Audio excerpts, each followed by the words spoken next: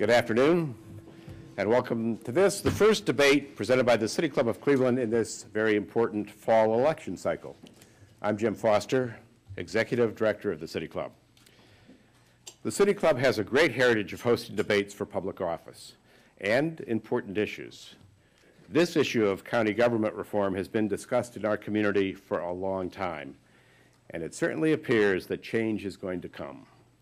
The question before voters is how soon and what type of change? Today, the City Club of Cleveland provides an opportunity for people to hear the leading proponents of each of the issues and decide which plan offers the best solution to fixing what is generally regarded as a broken system of county government. Here at the City Club, we go face to face, in person and in depth. And you, the audience, and voters will get to ask questions. Many thanks to those of you who are here and those watching and listening on ideastream and Clear Channel and through our webcasts and podcasts. 60 minutes will go by very quickly, so let's proceed. We are delighted to have as our moderator for today's debate, Dan Moulthrop. Dan is the founding host of The Sound of Ideas, which airs on 90.3 WCPN weekday mornings at 9. He joined ideastream in 2005, coming to Cleveland from San Francisco. Dan holds a master's degree in journalism from the University of California at Berkeley. Dan?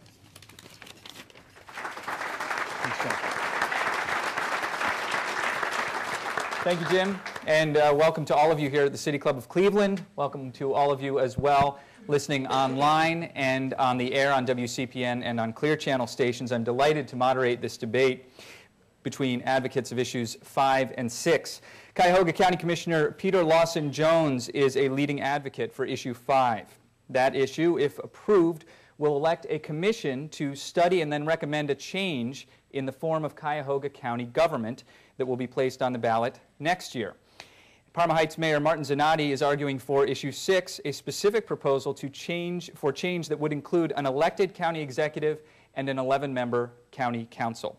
So when you look at your ballot, between issues 5 and 6, you'll probably see about 29 names. Those are all people who would like to serve on the commission if issue 5 is passed. More on that next Wednesday here at the City Club. In today's debate, we just look at issues 5 and 6, and you can vote yes or no on either or both. If that's confusing to you, that's okay. You're not alone. We'll try and clear that up today. The rules for the opening portion of this debate are: each representative has a total of 8 minutes for both an opening statement and a rebuttal. It's their choice as to how each will divide the time. Again, we'll hear from each twice in this segment, opening statements from each, and then rebuttals by each with a total time limit of 8 minutes. After opening and rebuttal, I'll have a few follow-up questions, and after those, we'll get questions from all of you. And finally, a closing question for Commissioner Jones and Mayor Zanotti.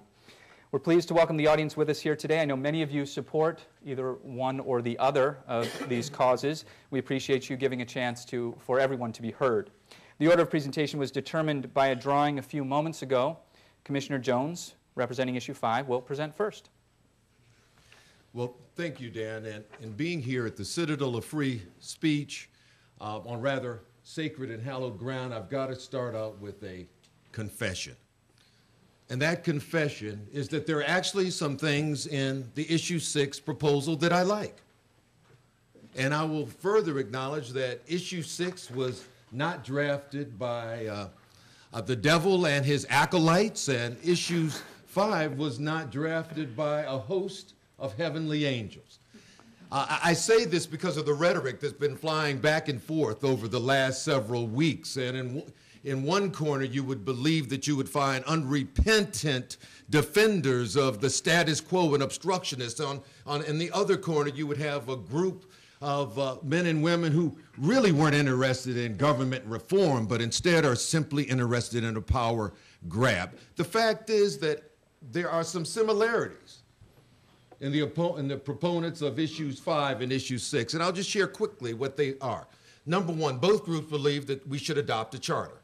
Why should we have a charter? Because it will free us from a number of the restrictions that Ohio Revised Code places and imposes on us as county government. We would be freer to pursue our own destiny via a charter. There's agreement on that. And actually, both sides favor reform. We know that we're all works in progress, under construction, and we're endeavoring to get and be better. Now, Proof of that, I think it was probably 5 or so years ago that I sat at this very same place. And probably to the chagrin of some of my Democratic county-wide office holders, said that there are positions that we elect that we ought to appoint, and there are positions that we elect that ought not exist. I'm sure I didn't enamor myself to a number of my Democratic colleagues with those remarks. In addition, just a year or so ago, Tim Hagan called for a review of county government structure. And then we had the Abbott Commission. Both Tim and I testified before that commission. And during that process, we stated we supported the recommendations of the Abbott Commission. And we wanted the General Assembly to act upon them, and we said if the General Assembly approves those recommendations, brings it back to us, we will place it on the ballot and we will champion it. So those who are supportive of Issue 5 support a charter and support reform and restructuring. Now, that's where some of the similarities end and the differences begin.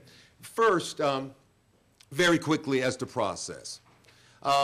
The plain dealer, which, as we all are well aware, favors, I think we would agree, Issue 6, stated about the Issue 6 process that yielded this charter. The process wasn't pretty, and it certainly wasn't public.